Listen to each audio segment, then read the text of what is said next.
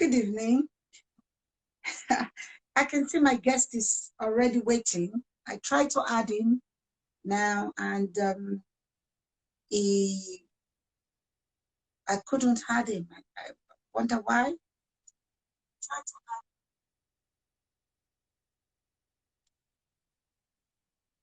Anyway, this evening, we are going to be talking about employability and unemployability.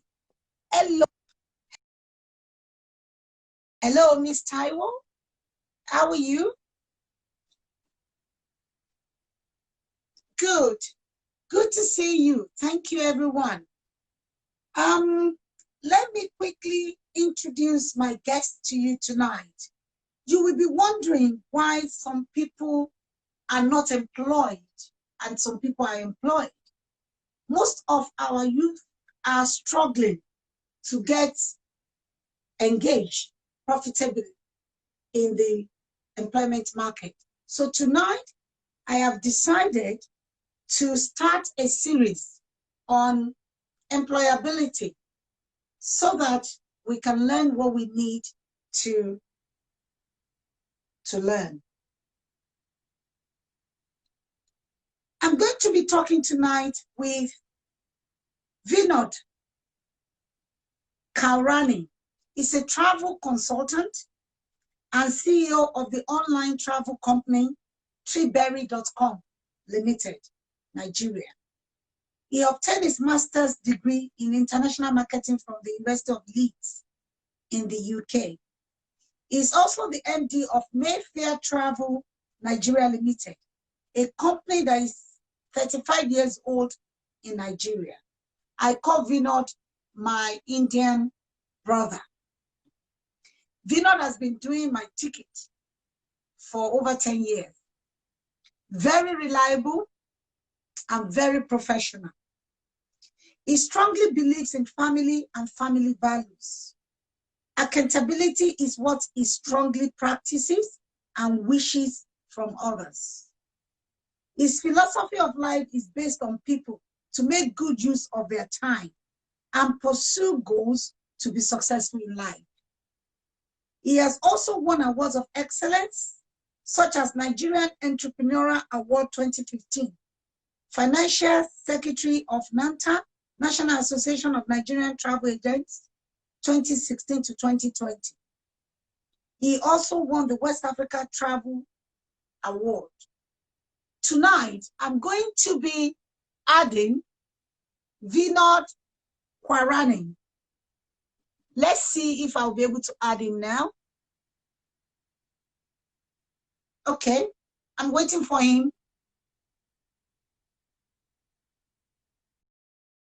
If you say, I think the internet is bad from his end because I am broadcasting from London, England, and the internet here is fantastic.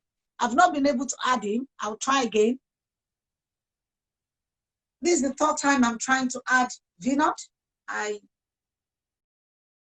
get him now. He's leaving. He's not supposed to leave.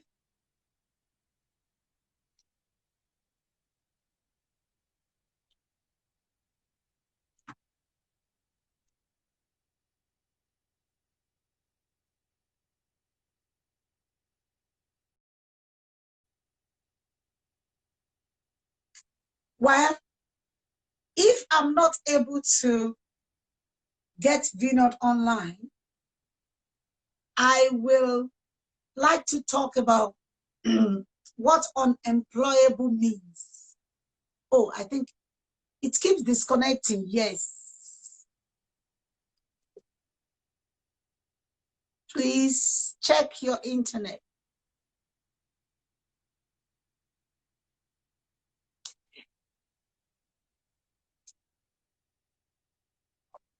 I will try and add you again.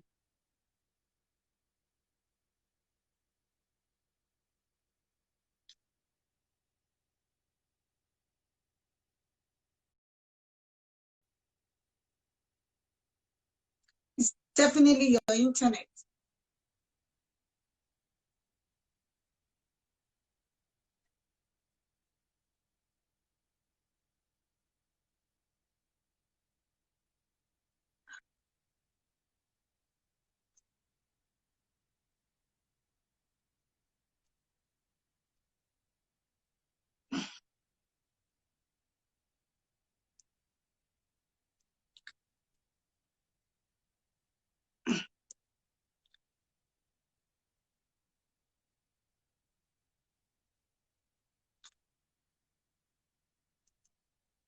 maybe you should use your wife's handle. Maybe you should use ingrained skills handle, because it doesn't seem I'll be able to add you.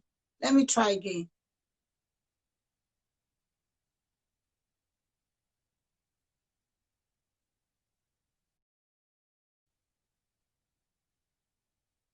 Can you use ingrained handle? Maybe you should use another handle, please.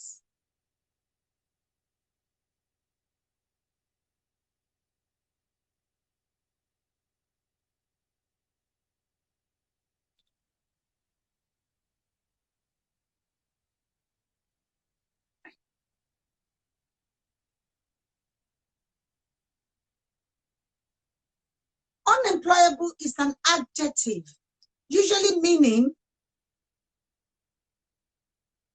unable to find employment without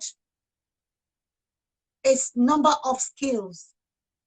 Even though you have qualifications and you may have your technical know-how in the profession, there are certain skills that employers are always looking for. And in my own experience in Nigeria, I found out that a lot of our youth are not prepared for work. The problem that we have in the country is not so that we have a lot of unemployment, but because our youth are grossly employable. Tonight, we'll be able to talk about and examine the skills that employers are looking for. I've tried to add ingrained. I may be able to. Oh, excellent. Hello. Hello, good afternoon. How are you? All well, and you? Sorry about that. I think technical issues as usual. Can you hear me?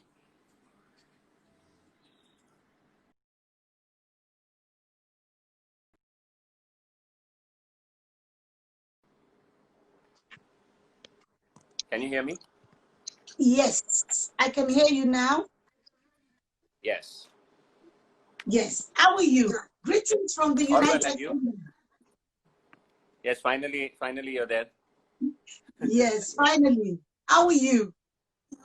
All well, it's and good you? To see you. And thank you for the brilliant work you've been doing in the Nigerian society. You have created a lot of jobs over 35 years. I am so proud of you. Thank you so much. Now, can you introduce yourself to us briefly? I've tried to introduce you, but if there's something I left out, can you please tell my audience? I think you got it all. I was listening to it. My name is Vinod Korani. I am the CEO of tripberry.com, which is an online platform, and also the MD of Mayfair Travel, which is an offline travel consultancy agent, and have spent over 30 years in Nigeria. So I'm here today to join Dr. BC so that we can share some ideas and some notes on our views about employability in Nigeria and the Nigerian working environment. Yes, thank you.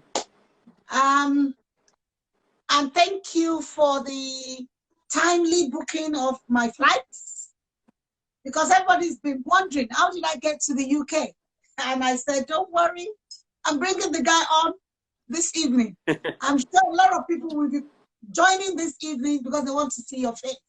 Thank you so much for all you do in the travel industry. You have been very consistent. I remember there are times I will even book and I have to pay you later and all that, and it's been fine. Thank you. And you came to Ibadan. You came to Ibadan in 2017 to celebrate with me and my mother when my mother turned 85. Thank you so much for that trip. And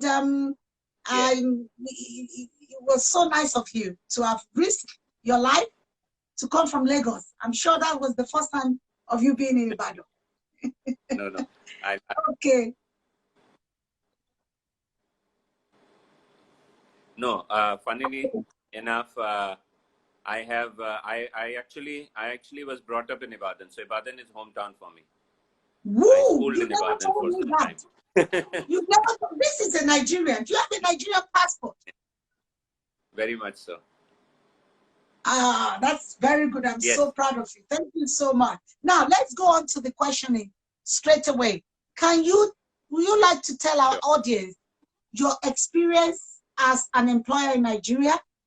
What would you say are the challenges of human capital? Okay. So I'm just going to take it to the route that, for me, I feel in Nigeria, talent is flaunting. It is just unfortunate that, employment trends are moved more via the know who you know. And one of the reasons is that because employers find the who you know approach more easy, because they are able to find employees which are reliable or who are reliable, because you always find references to create a sense of reliability and confidence. Wow.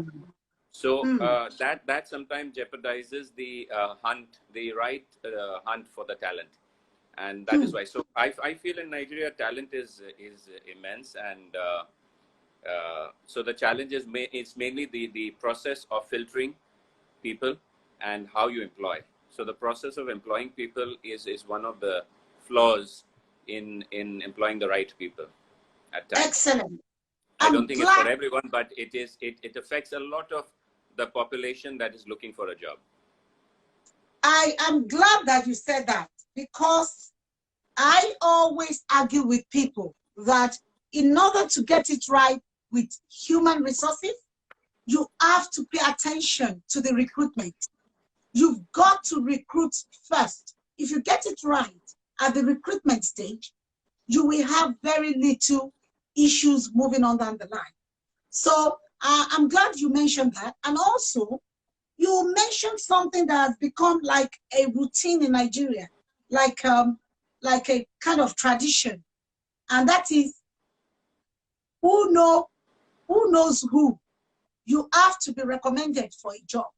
And I never thought of it the way you explained it to me now about reliability, because reliability is very important.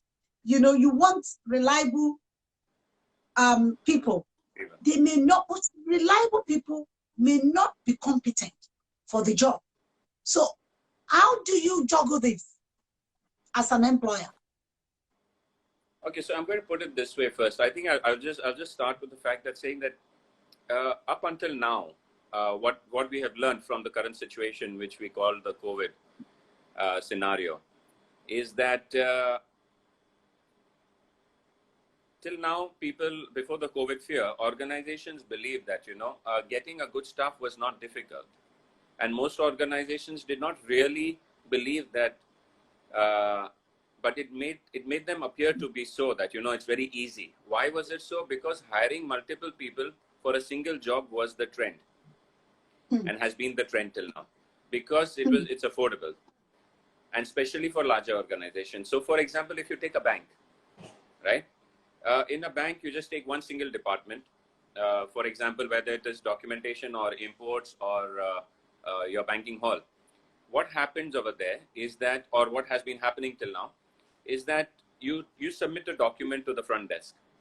You see one person. By the time the document gets to the person who is the manager, who's the signatory, it may take 24 hours, it may take 24 days, because there are at least 5 or 6 people on the way that are going through the same document again and again before it gets to the last person.